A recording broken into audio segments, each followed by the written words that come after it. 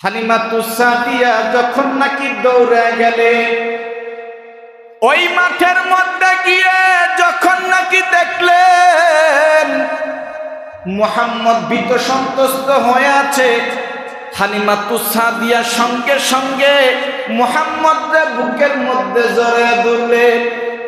মুহাম্মদের বুকের মধ্যে জড়িয়ে ধরে বলে, মুহাম্মদ তোমার কেন যেন বুক ফাড়লো, পেট ফাড়ছে, আসলে কি হয়েছে? আমার নবী বলে, ও মা আসলে আমার যে কি হয়েছে আমি বলতে পারি না, কেন যেন আসলো, মনে হইলো আমার পেট ফাড়লো, আমার নারী বুড়ি বাইর করলো, কিন্তু কি হইলো কিছুই বুঝতে পারলাম না। আমার নবী এমন ভাবে চুপচাপ বসে আছে, চেহারাটা ভীত সন্ত্রস্ত হয়ে গেছে। এই দৃশ্য দেখে এবার হালিমা চিন্তা করলেন, এক বুহাইরার কাছে নিয়ে যাই, পাদ্রীর কাছে নিয়ে যাই, জ্যোতিষীর কাছে নিয়ে যাই। এটা রবিউল আউয়াল মাস। এই মাসে আমার বিশ্বনবী মুহাম্মদুর রাসূলুল্লাহ সাল্লাল্লাহু আলাইহি ওয়াসাল্লাম আমাদের মাঝে এসেছে। আবার এই মাসেই আমার নবী চিরবিদায় নিয়ে গেছে।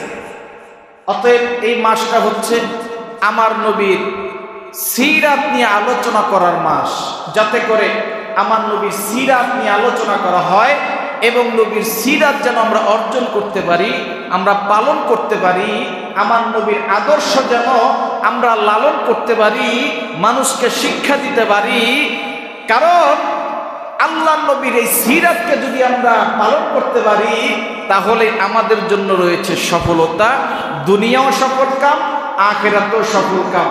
দুনিয়ার জীবনও সুখ শান্তি, আখিরাতের জীবনে আল্লাহ জান্নাত দিয়ে চিরস্থায়ী সুখের সীমানায় পাড়িয়ে দিয়ে বলবে, ও বান্দা দুনিয়ার জীবনে কষ্ট করছোস, জান্নাতে দিয়ে দিলাম, চিরস্থায়ী সুখময় জায়গায় করে পাঠিয়ে দিলাম, এখন তুমি যা মনে চাই তাই করো, তোমার যা খাইতে মনে চাই তাই খাও, জান্নাতের সব নিয়ামত বান্দা তোমার জন্য। আল্লাহু আকবার। এই জন্য দুনিয়ার জীবনে একটু কষ্ট যদিও আসে, নিয়ত করে নবীর সুন্নাহর উপরে চলার চেষ্টা করে। যারা নবীর সুন্নাতের উপরে চলে আল্লাহ দিনে দিনে তাদের সম্মান বাড়ায় দেয়, ইজ্জত বাড়ায় দেয়। নবীর সুন্নত যে মানে আল্লাহ রাব্বুল আলামিন তার চেহারা একটা নূর দিয়ে দেয়, নূর। দেখবেন যারা 5 ওয়াক্ত নামাজ পড়ে চেহারাটা যদিও কালো কিন্তু চেহারার মধ্যে একটা নূর চমকায়। কথা বলেন ঠিক কি?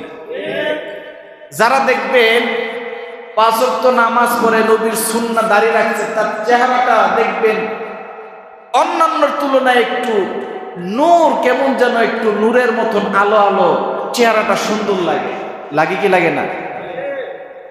এই জন্য 5 ওয়াক্ত নামাজ পড়লে 5 বার ওযু করতে হয়। কয়বার ওযু করতে হয়? 5 বার ওযু করতে হয়। নামাজটা যে কত বড়, দুনিয়ার জন্য একটা ব্যায়াম, আখিরাতের জন্য সওয়াব। অনেক মানুষ কয়, হুজুর আমার পেট বড় হয়ে যাচ্ছে। আপনি 5 ওয়াক্ত নামাজ পড়েন, নবীর সুন্নাহ মেনটেন করে চলেন, আপনার পেট বড় হবে না। আল্লাহ নবী মাগরিবের পরে এশারের আগে খাবার দাবার শেষ করে ফেলতেন। এশারের আগে খাইতেন, এশারের খাবার দাবার করে এশারের নামাজ পড়তেন, নামাজ পড়ে এরপরে একটু হাঁটাহাঁটি করতেন, এরপরে ঘুমায় যাইতেন। আপনি যদি এই মেনটেন করে চলেন আপনার কোনোদিন ডায়াবেটিস হবে না, আপনি কোনোদিন প্রেশারের রোগী হবেন না। আমাদের এখন দেখা যায় প্রেশারের রোগী, হার্টের রোগী, এই রোগী। তার কারণ হচ্ছে কি জানেন? নবীর সুন্নাহ আমরা অনুসরণ করি না। নবী যেইভাবে জীবনযাপন করছে ওইভাবে আমরা জীবনযাপন করি না, এই জন্য আমরা বেশি অসুস্থ হই। কথা বলেন ঠিক কি? 5 ওয়াক্ত নামাজ পড়লে আপনার কত ফায়দা দেখেন। যে ব্যক্তি 5 ওয়াক্ত নামাজ পড়ে দেখেন শরীরের জন্য কতটা উপকারী। 1 নাম্বার, আপনি ওযু করলেন, ওযু করলে কি ফায়দা? ওযু করলে আপনার হাত ধুইলেন, হাতের যত ময়লা আছে চলে গেল। কথা বলেন ঠিক কিনা? 2 নাম্বার, আপনি কুলি করলেন, মুখের মধ্যে যদি কোনো ময়লা থাকে তা বের হয়ে গেল। 3 নাম্বারে নাক আপনি ঝাঁট দিলেন, নাক পরিষ্কার করলেন, নাকে পানি দেওয়া লাগে না? এই যে নাকে পানি দিলেন, অনেকে দেখবেন সর্দি কাশি হয়, 5 ওয়াক্ত ওযু করেন, দেখবেন আপনার সর্দি কাশি চলে যাবে। সারাদিন ধুলাবালু আপনার নাকের মধ্যে যায়। আপনি যদি 5 বার উযু করেন, এই নাকের ধুলাবালু নাকের মধ্যে যাবে না, পরিষ্কার থাকবে, ঠান্ডা কাশি আপনার কম লাগবে। কথা বলেন ঠিক কিনা? যদি আপনি সারাদিনে নামাজ না পড়েন, ওযু না করেন, আপনার নাকে কিন্তু একবারও পানি দেওয়া হবে না। কথা বলেন ঠিক কিনা? আপনি যে এইখানে বসে আছেন, রাস্তাঘাটে চলাফেরা করতেছেন, তখন কিন্তু নাক দিয়ে ধুলাবালু যায়, যায় কিনা? এই যে নাক দিয়ে ধুলাবালু যায়, সারাদিন যদি নাকে পানি দেওয়ার সুযোগ না পান, এই ধুলাবালু আস্তে আস্তে আস্তে আস্তে মাথার মধ্যে যায়। এরপরে কি হয়? সাইনোসিটিক সমস্যা হয়, এরপরে মাথার মধ্যে ব্যথা হয়, নানান ধরনের সর্দি কাশি হয়। আপনি 5 ওয়াক্ত ওযু করেন, দেখবেন এই যে নাকে পানি দেওয়ার সময় ভালো করে নাক পরিষ্কার করবেন, নাকের ধুলাবালু বের হয়ে যাবে, আপনার সর্দি ঠান্ডা কাশি আস্তে আস্তে ভালো হয়ে যাবে। এরপরে এই যে চেহারাটা ধুইলেন, চেহারার যত ময়লা আছে, চোখের যত ময়লা আছে, আপনার রাস্তায় ঘোরাফেরা করলে চোখের ভিতরে কিন্তু ময়লা লেগে থাকে, থাকে না? আপনি যখন নাকি এই যে চেহারা ধুইলেন, চেহারা দেওয়ার সঙ্গে সঙ্গে এই চোখের ময়লা, চেহারার মধ্যে ময়লা দূর হয়ে যাবে। এরপর আপনার মাসা করতে হয়, এরপরে হাত কোণে পর্যন্ত ধুইতে হয়, এরপরে পা ধুইতে হয়। ফায়দা আছে না নাই? কথা বলেন, আছে না নাই? এরপর আপনি যখন নামাজে দাঁড়াইলেন, তো আল্লাহর ইবাদত করতেছেন, কিন্তু দুনিয়াবি ফায়দা কি? নামাজের মধ্যে আপনার শরীরের মধ্যে যে একটা ব্যায়াম হবে, এটা আপনি 2 ঘন্টা ব্যায়াম করে পারবেন। নামাজের মধ্যে আল্লাহর প্রশংসা করে আল্লাহর কোরআনে কারীম তেলাওয়াত করলেন, যখন রুকু দিলেন, এই মাজাটা একটু কাইট হয় কি হয় না? এটা হলো আপনার মাজার ব্যায়াম। ডাক্তারের কাছে গেলে দেখবেন মাজার ব্যায়াম দিল। আপনি 5 ওয়াক্ত নামাজ পড়েন, আপনার মাজা কোনোদিন সমস্যা হবে না। কারণ 5 ওয়াক্ত নামাজে কতবার আপনি রুকুতে যাচ্ছেন, যখন রুকুতে যাচ্ছেন, এই যে রুকুতে যাওয়ার সময় মাজাটা আল্লাহর দিকে ঝুঁকিয়ে দিলেন, এই মাজার ব্যায়াম হইল। কথা বলেন ঠিক কিনা? এরপরে আপনি যখন নাকি রুকু থেকে উঠে সেজদায় গেলেন, ডাক্তাররা বলে সারাদিন অন্তত 5 বার, 4 থেকে 5 বার শরীরের রক্তগুলা মাথায় আসা দরকার। তা না হলে মাথার রক্ত চলাচল কমে যায়, মানুষের স্ট্রোকের ঝুঁকি বেশি থাকে। মানুষ যখন, ডাক্তার এটা রিসার্চ করছে, মানুষ যখন সেজদায় যায়, মানুষের শরীরের রক্ত চলাচল সবচেয়ে ভালো থাকে। আপনি যখন শুয়ে থাকেন তখন কিন্তু শরীর এক সমান থাকে, কিন্তু যখন রুকুতে যান তখন এই শরীরের রক্ত, মাথার এই যে রক্তগুলা, রক্ত চলাচল আরো দ্রুত স্টার হয়, ভালো হয়। এতে করে কি হয়? আপনার এই মাথার যত রগ আছে, এই রগগুলা দ্রুতভাবে চলতে শুরু করে, আপনার স্ট্রোকের ঝুঁকি কমে যায়। ফায়দা আছে না নাই? আরো জোরে বলেন, ফায়দা আছে না নাই?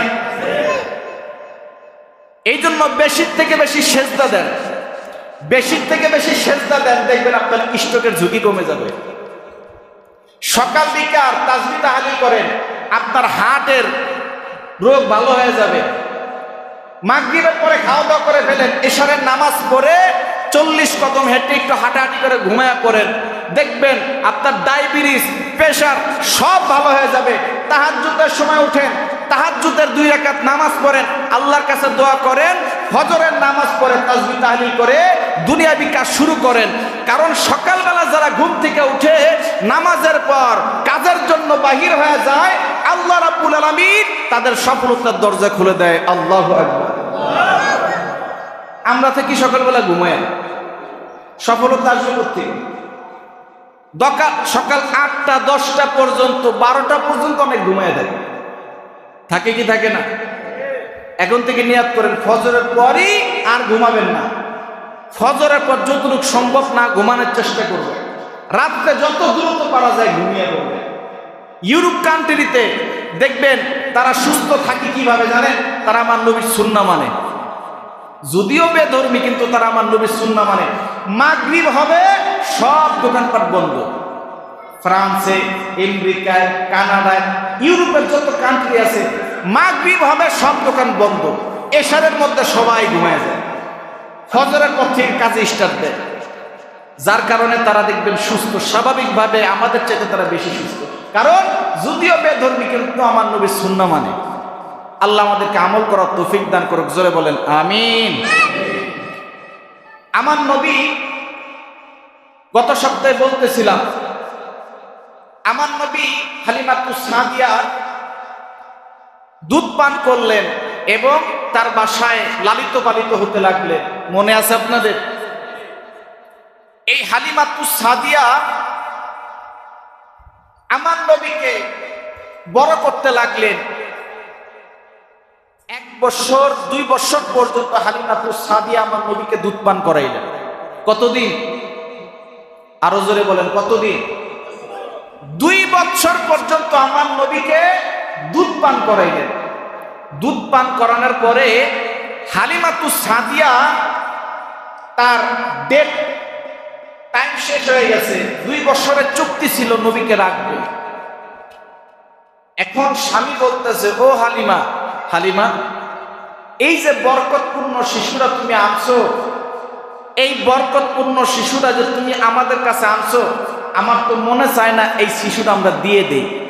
একটা কাজ করো, আমরা আমিনার কাছে যে এবারটা বলবো মুহাম্মদকে যেন আবার আমাদের কাছে দিয়ে দেয়। আমার যুবক ভাইরা, বৃদ্ধ বাবাজিরা, হালিমাতুস সাদিয়া স্বামীকে বললেন, ঠিক আছে, আপনি যখন বললেন আমরা মুহাম্মদকে আবারও আমার কাছে নিয়ে আসবো। স্বামী আবার বললেন, হালিমা গো, ঠিক আছে, চলো আমরা তায়েফ থেকে আবারও মক্কায় যাই, মুহাম্মদের মা আমিনার সঙ্গে দেখা করতে যাই। হালিমাতুস সাদিয়া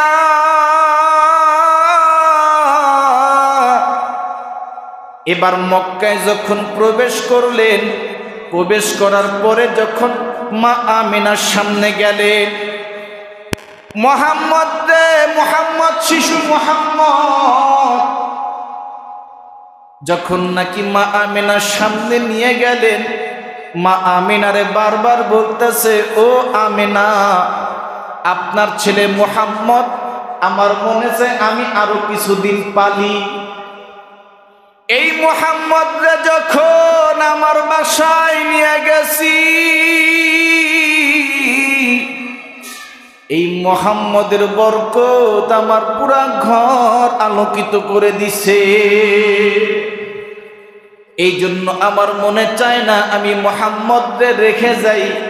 আপনি যদি অনুমতি দেন তাহলে আমি মুহাম্মদরে আমার বাসায় নিয়ে যাইতে চাই। আমিনা এবার বললেন, ঠিক আছে, আপনি যখন নাকি মুহাম্মদরে নিয়ে যাইতে চাইতেছেন, ঠিক আছে, নিয়ে যান। আপনি আবারও কিছুদিন পালেন, কোনো সমস্যা নাই। এই 2 বছর বয়সে হালিমাতুস সাদিয়া আবারও নিয়ে আসলেন। হালিমাতুস সাদিয়ার বাসায় নিয়ে আসলেন তায়েফে। কিছুদিন পরে আমার নবীর বয়স যখন 2.5 থেকে 3 বছর, এমন সময় একদিন ছোট্ট মুহাম্মদ, আমার বিশ্বনবী মুহাম্মদুর রাসূলুল্লাহ, বিশ্ব মানবতা শান্তির দূত, এই শিশু মুহাম্মদ, এই ছোট্ট মানুষ হালিমাতুস সাদিয়াকে বলতেছে, ও মা, আমি আপনার একটা কথা বলতে চাই। কি? আমার এই ছোট্ট ভাই, আমার দুধ ভাই, ছোট্ট ভাই, এই তো বাহিরে খেলাধুলা করতে যায়, আমিও তার সাথে খেলতে যাইতে চাই। আচ্ছা ঠিক আছে, তুমি যখন বলছো, ঠিক আছে, তার সাথে তুমিও বাহিরে যাইবা। নবী যদিও ছোট্ট মানুষ, কিন্তু বলতেছে, মা, আমার এই ভাই বকরি চড়াইতে যায়, কিন্তু আমার মনে চায় আমিও একটু ভাইয়ের সাথে বকরি চড়াইতে যাই, আমিও তার সাথে একটু বকরি চড়াবো। বাসায় একা একা থাকি, ভাইয়ের সাথে যাইতে চাই। কয়, ঠিক আছে, তুমিও যাই। আমার বিশ্বনবী শিশু মুহাম্মদ, ছোট্ট মানুষ, যখন নাকি দুধ ভাইয়ের সাথে বকরি চড়াইতে গেছে, হঠাৎ করে দুধ ভাই দেখে ওই দূরের মধ্যে মুহাম্মদ ভাইয়ের একটা সাদা পোশাক পরিহিত মানুষ, কে যেন এই মুহাম্মদ ভাইয়ের পেটটা বেড়ে ফেললো, নারী ভুড়িগুলো বের করে ফেললো। এই দৃশ্য দেখে এই দুধ ভাই হালিমার কাছে গেছে, দৌড়ায় গেছে, ও মা, মা, মোহাম্মদ ভাইয়ের কেডা যেন পেটটা ফেলে ফেলছে, কেডা যেন এই পেটটা ফেলে ফেলছে। আসলে জিবরাইল আমার নবীর সিনা চেক করতেছিল। আল্লাহু আকবার জোরে বলে। আমার নবীর যত খারাপ বস্তু ছিল, খারাপ নফস ছিল, সেগুলা জিবরাইল বাইর করে ফেলছে। শুধু একবার সিনা চেক করে নাই, কয়েকবার সিনা চেক করা হয়েছে আমার নবী। ছোট্ট মানুষ তো আর বুঝতে পারে নাই। হালিমাতুস সাদিয়া যখন নাকি দৌড়ে গেলে ওই মাঠের মধ্যে গিয়ে যখন নাকি দেখলেন মুহাম্মদ ভীত সন্ত্রস্ত হয়ে আছে, হালিমাতুস সাদিয়া সঙ্গে সঙ্গে মুহাম্মদের বুকের মধ্যে জড়িয়ে ধরলেন। মুহাম্মদের বুকের মধ্যে জড়িয়ে ধরে বলে, মুহাম্মদ, তোমার কেন যেন বুক ফাড়লো, পেট ফাড়ছে, আসলে কি হয়েছে? আমার নবী বলে, ও মা, আসলে আমার যে কি হয়েছে আমি বলতে পারি না, কেডা যেন আসলো, মনে হইলো আমার পেট ফাড়লো, আমার নারী বুড়ি বাইর করলো, কিন্তু কি হইলো কিছুই বুঝতে পারলাম না। আমার নবী এমন ভাবে চুপচাপ বসে আছে, চেহারাটা ভীত সন্ত্রস্ত হয়ে গেছে। এই দৃশ্য দেখে এবার হালিমা চিন্তা করলেন, এক বুহাইরার কাছে নিয়ে যাই, পাদ্রীর কাছে নিয়ে যাই, জ্যোতিষীর কাছে নিয়ে যাই। আমার নবীর এক জ্যোতিষীর কাছে নিয়ে গেছে, ছোট্ট মানুষ জ্যোতিষীর কাছে গেছে, ইহুদি পণ্ডিত। এই ইহুদি পণ্ডিতের কাছে যখন নাকি গেছে, এই ইহুদি পণ্ডিত দূর থেকে মুহাম্মদকে দেখেই চিনে ফেলছে। হালিমারে বলে, ও হালিমা, তুমি একে কারা আনছো আমার কাছে? সঙ্গে সঙ্গে এই ইহুদি পণ্ডিত লাফ দিয়া দাঁড়ায় বলতেছে, ও আরবের লোকেরা, তোমরা কোথায় কে আছো? দ্রুত আসো, এই শিশু মুহাম্মদকে খুন করো। আর যদি তোমরা এই মুহাম্মদকে খুন না করো, মনে রাখো তোমাদের বাপ দাদার ধর্ম চিরতরে বিদায় নিবে। এই বিদায় করার জন্য যেই মানুষটা আবির্ভাব হবে বিশ্বনবী, এই মুহাম্মদই হবে বিশ্বনবী। তোমরা যত দ্রুত পারো এই মুহাম্মদকে খুন করো। নাউজুবিল্লাহ জোরে। হালিমাতুস সাদিয়া ওই পাদ্রীর কথা শুনে ভয় পেয়ে গেছে।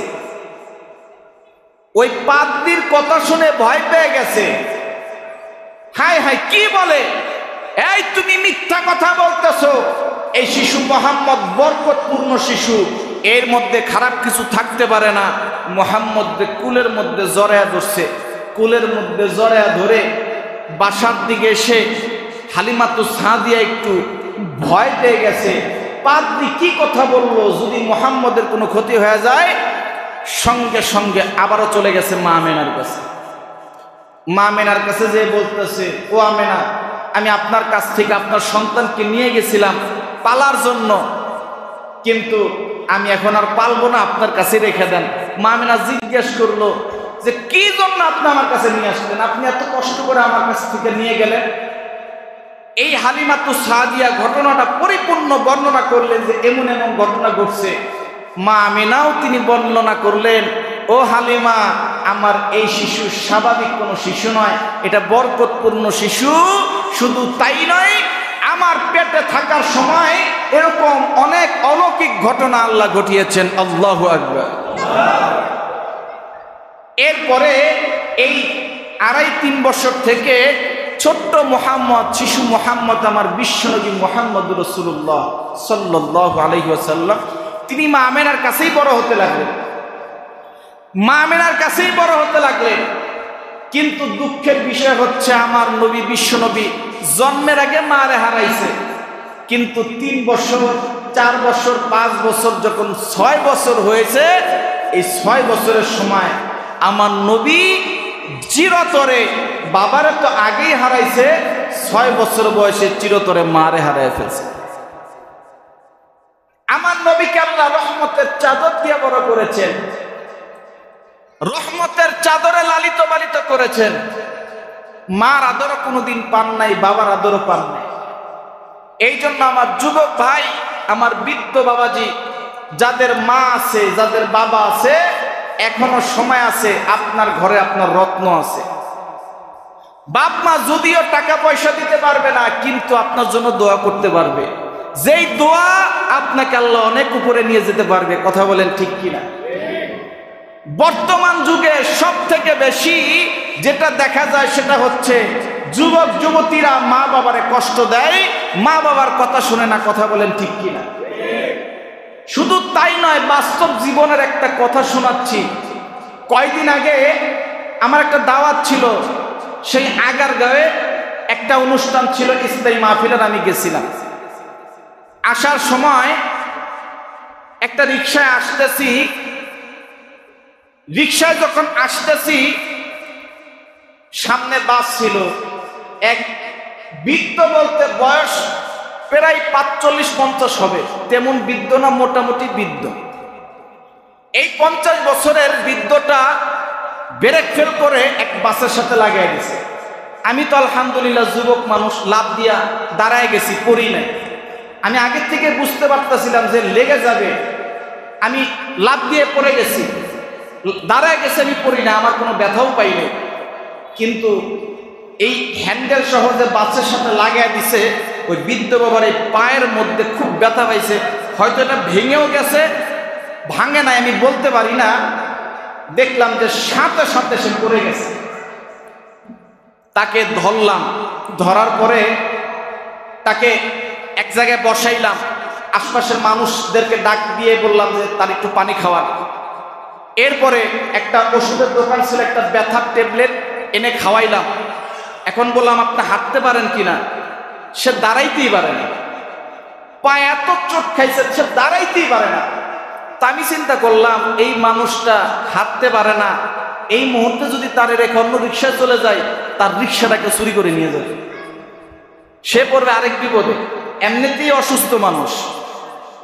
তারে বললাম যে দেখেন, আপনি একটা কাজ করেন, আপনার পরিবারে কে আছে, আপনার পরিবারে কে আছে, তাদের নাম্বারটা আমার কাছে দেন। তো সে বলতেছে আমার পরিবারে কেউ নাই, আপনি শুধু শুধু ফোন দিয়েন না, আপনি আমার একটা উপকার করেন। আমি বললাম কি? কয় আমি যদিও হাঁটতে পারি না, কিন্তু আপনি কষ্ট করে যদি একটু বসায় দেন, আমি চালায়া যাইতে পারবো। অথচ তখনও ব্যথায় কাতর সে। 8 বছর পরে এরপরে চাচা আবু তালেবের কাছে আমার নবী বড় হতে লাগলেন। এই জন্য আমার যুবক ভাই, বৃদ্ধ বাবাজি, আমি 30 সেকেন্ডের মধ্যে শেষ করে দিব। যাদের মা আছে, বাবা আছে, আজকে হাত উঠায় ওয়াদা করবেন আর কোনোদিন মারে কষ্ট দিবেন না। হাত উঠায় ওয়াদা করেন তো ইনশাআল্লাহ? যুবক ভাই সবাই ওয়াদা করেন, সবাই ওয়াদা করেন। আল্লাহ আপনি তাকে দেখেন, এই গোয়ালখালীর মসজিদের আপনার পাগলগুলা হাত উঠায় ওয়াদা করলো মা বাবার কষ্ট দিবে না, মা বাবার খেদমত করবে।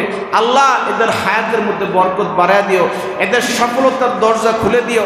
আল্লাহ এদের অর্থ সম্পদ বাড়ায় দিও, মা বাবার খেদমত করার তৌফিক দান করে দিও। জোরে কোন আমিন।